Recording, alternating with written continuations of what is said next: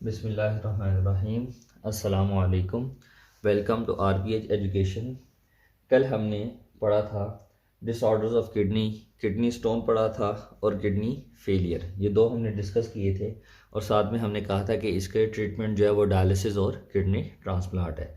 तो आज हम उसका ट्रीटमेंट ही पढ़ेंगे कि हमारे पास जो पहला ट्रीटमेंट था वो डायलिसिस, दूसरे नंबर पर किडनी ट्रांसप्लांट।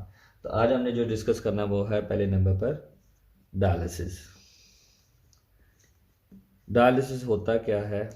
आर्टिफिशियल, मसनूई तौर पर खून को साफ करना। Dialysis is the artificial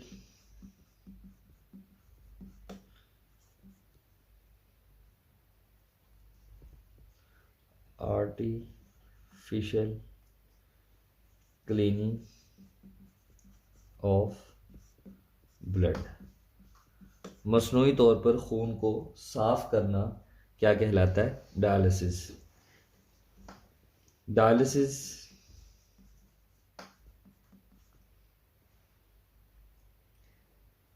have to method. Dialysis के पास डायलिसिस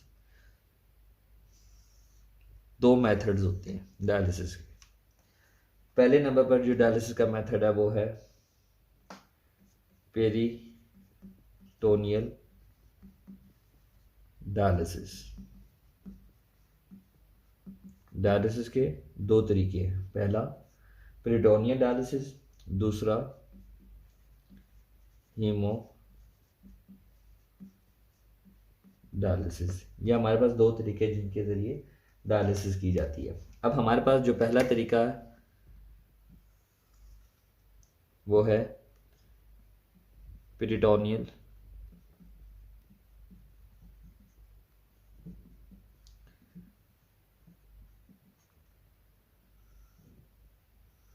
डायलिसिस। पेरिटोनियल डायलिसिस के अंदर हम क्या करते हैं?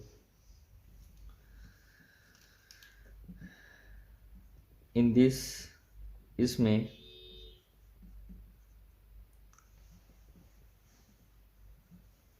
Dialysis fluid pump in peritoneal cavity. हमारे पेट के अंदर एक खाली जगह होती है जिसको हम पेरिटोनियल कैविटी कहते हैं। तो उस खाली जगह के अंदर डायलिसिस फ्लूइड जो है वो डाल दिया जाता है। हमारे जो खुराक की नाली है उसके इर्द गिर्द जगह खाली है, हमारी वक्खी वाली साइड पर या जहाँ पर हमारे गुर्दे हैं वहाँ पर जगह खाली है, वहाँ पर हम डायलिसिस फ्लूइड जो है वो इंसर्ट कर देते हैं, बॉडी के अंदर ऐड कर देते हैं। वो जो खाली जगह है उसको हम द कैविटी, वो जो कैविटी, जो खाली जगह उसको कैविटी कहा जाता है। The cavity line by peritoneum. उसके इर्द गिर्द जो है वो पेरिटोनियम की लाइंस मौजूद है, यानी कि हमारे पेट के जो टिश्यूज़ हैं या हमारे पेट की ब्लड वेसल्स हैं जिनको हम पेरिटोनियम का नाम देते हैं, उनके अंदर वो लाइन के अंदर जो है वो ब्लड वेसल्स मौजूद हैं। उन ब्लड वेसल्स के अंदर जो है वो पेरिटोनियम जो है वो रखी हुई होती है। तो हमारे पास पेरिटोनियम कंटेन ब्लड वेसल्स। जो कैविटी है उस कैविटी के अंदर पेरिटोनियम की लाइंस मौजूद है, यानी कि टिश्यूज मौजूद है, और उस पेरिटोनियम के अंदर peritoneum contain blood vessels. B.V means blood vessels. उस पेरिटोनियम के अंदर जो है वो खून की नाली है। तो जब हम व्हेन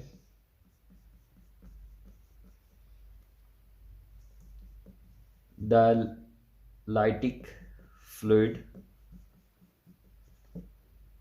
प्लेस, जैसे हम डायलिटिक फ्लूइड उसके अंदर डालते हैं, waste material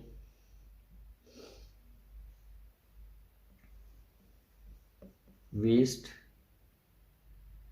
from blood vessels, blood vessels के अंदर जो वेस्ट मटेरियल होता है वो डिफ्यूज कर जाता है डिफ्यूज टू डायलाइटिक फ्लूइड। डायलाइटिक फ्लूइड के अंदर वो डिफ्यूज कर जाता है एंड ड्रेन आउट, और जो है वो बॉडी से बाहर निकल आता है। ड्रेन आउट बाहर से निकल आना, बॉडी से बाहर निकल आना था। और दिस परफॉर्म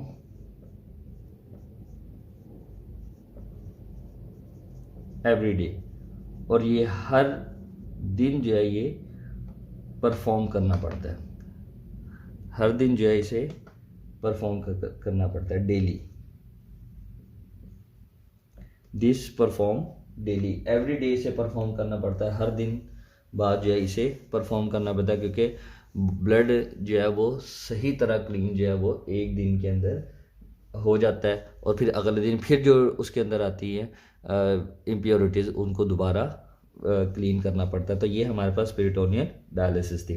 अब हम इसको डायग्राम से समझते हैं कि पेरिटोनियल डायलिसिस में होता क्या है। पेरिटोनियल डायलिसिस, अब ये हमने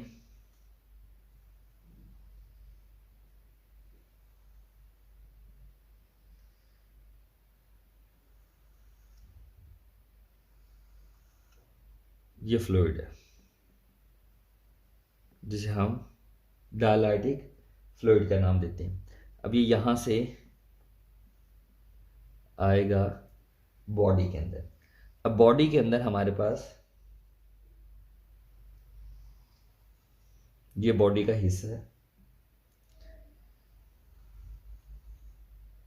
ये जगह खाली है, ये हिस्सा जो है हमारे बॉडी का खाली है, जिसको हम पेरिटोनियल कैविटी कहते हैं। इसके अंदर हमारे पास जो है जगह खाली है।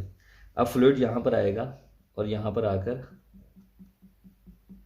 जमा हो जाएगा, और यहाँ पर खून की नालियाँ भी जा रही हैं साथ। अब जब ये फ्लूइड सारा एब्जॉर्ब कर लेगा वेस्ट मटेरियल को,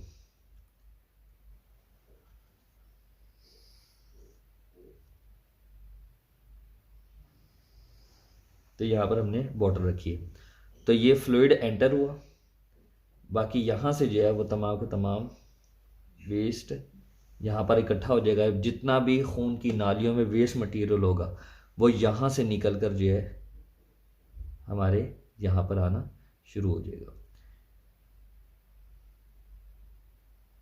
हमारी बॉडी से निकल कर जो है वो वेस्ट डस्टबिन के अंदर जो है वो आकर गिर जाएगा। क्यों? क्योंकि डायलाइटिक फ्लूइड के अंदर ये कैपेसिटी होती है कि जितना वेस्ट होता है उसको एब्जॉर्ब कर लेता है। तो सारा का सारा वेस्ट डायलाइटिक फ्लूइड एब्जॉर्ब कर लेगा। क्यों? क्योंकि बॉडी के अंदर वेस्ट ज़्यादा है। तो यहाँ पर डिफ्यूजन होगी, हाई कंसंट्रेशन से वेस्ट जाएगा किसकी तरफ? Low concentration. तो ये हमारे पास डिफ्यूजन का प्रोसेस होता है, हाई कंसंट्रेशन से लो कंसंट्रेशन। तो डायलाइटिक फ्लूइड के अंदर कंसंट्रेशन कम होती है वेस्ट की, तो वो बॉडी से निकल कर जो है सारा का सारा फ्लूइड जो है वो डायलाइटिक, सारा वेस्ट जो है वो डायलाइटिक फ्लूइड में आता है, और डायलाइटिक फ्लूइड जो है वो बॉडी से जब बाहर आता है तो सारे वेस्ट को बॉडी से निकाल लेता है। तो ये हमारे पास पेरिटोनियल डायलिसिस है। दूसरे नंबर पर इसकी जो दूसरी टाइप है वो है हमारे पास हीमोडायलिसिस। दूसरे नंबर पर जो है इसकी टाइप वो है हमारे पास हीमोडायलिसिस।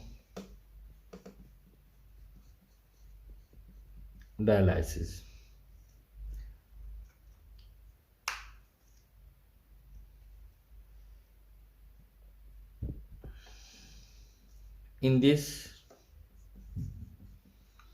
blood pump through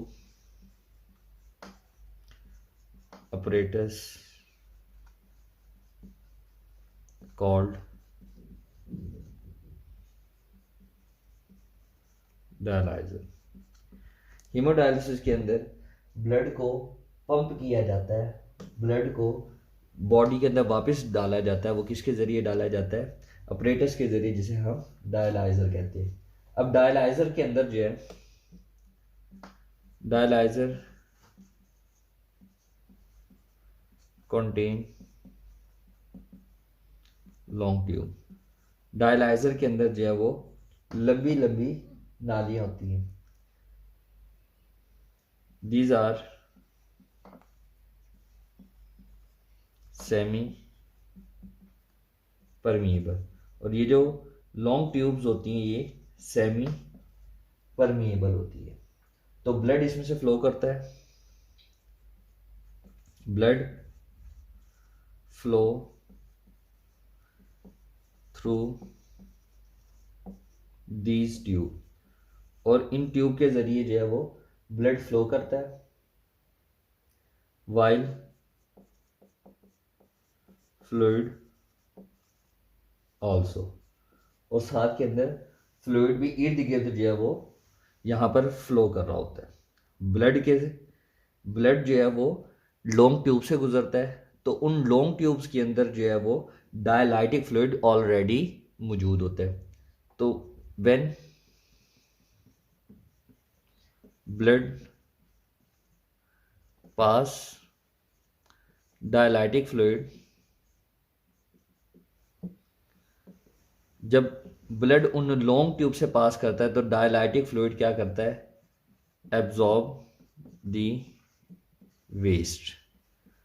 जितना भी ब्लड के अंदर वेस्ट मटेरियल होता है वो सारा का सारा एब्जॉर्ब कर लेता है डायलाइटिक फ्लूइड। थ्रू दिस, इसके जरिए ब्लड क्लीन, इसके जरिए जो खून है वो मुकम्मल तौर पर साफ हो जाता है। और दिस प्रोसेस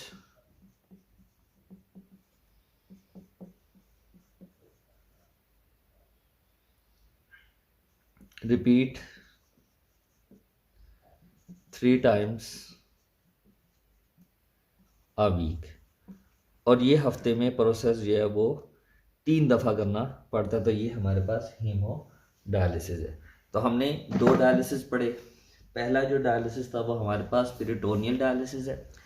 सेकंड हमारे पास हीमोडायलिसिस। पेरिटोनियल के अंदर हमारी बॉडी के अंदर कैथेटर डाला जाता है, उसके ज़रिए डायलाइटिक फ्लूइड जाता है।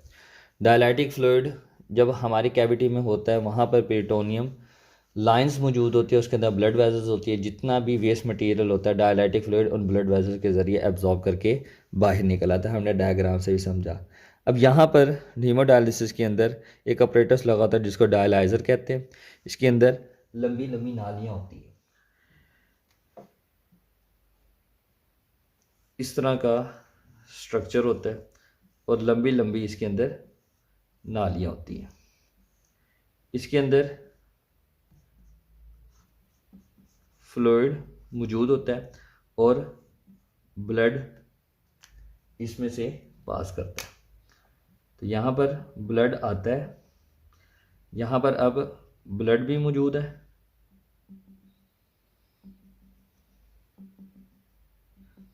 ये ब्लड भी मौजूद है, और यहाँ पर फ्लूइड भी मौजूद है। तो जितना वेस्ट होता है वो सारा का सारा फ्लूइड जो है वो एब्जॉर्ब कर लेता है। वेस्ट मटेरियल सारा का सारा यहाँ पर आकर गिर जाता है, और ब्लड जो है वो वापस रिटर्न हो जाता है। ब्लड रिटर्न होता है बॉडी में, ब्लड वापस सारा का सारा बॉडी में चला जाता है। तो ये हमारे पास हीमोडायलिसिस है। तो इस तरीके के ज़रिए जो है वो ब्लड को क्लीन किया जाता है। तो ये था आज का हमारा टॉपिक। इसमें से कुछ नहीं समझ आया कमेंट सेक्शन में हमसे रब्ता कीजिए, इंशाल्लाह दोबारा समझाएंगे। अपना बहुत ज़्यादा ख्याल रखिएगा। अल्लाह हाफ़िज़।